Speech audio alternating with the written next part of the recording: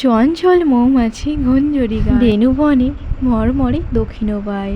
রবীন্দ্রনাথের এই লাইনখানা মৃদুমন্দ বাতাসে বাঁশবনখানা দেখে আমার এই লাইনটাই মনে পড়ে। আমাদের ঠিক বাড়ির ছাদে উঠলেই আপনি এই দৃশ্যখানা দেখতে পাবেন। সকালের এই কাঠফাটা গরমের নিজের কাছে ওই ব্যাপারখানা যেন অমৃত পান করার সমান। শুধু যে মৃদুমন্দ বাতাস তাই না, মৃদুমন্দ বাতাস সহ চোখে আজকে কি আয়োজন করেছি দেখুন একবার। অনেক দিন থেকেই মনটা ফুচকা ফুচকা করছিল, আর যেহেতু এখন গরমের জন্য বাইরে খুব একটা বেরোনো হয় না, আর কলেজেও গরমের ছুটি পড়ে গিয়েছে, বাড়িতেই আজকে নিজে হাতে এই আয়োজনখানা করে ফেলেছি। তবে ফুচকা খাওয়ার জন্য কিন্তু আমার কোনো সঙ্গীই নেই, আমি একাই নিজের সঙ্গী।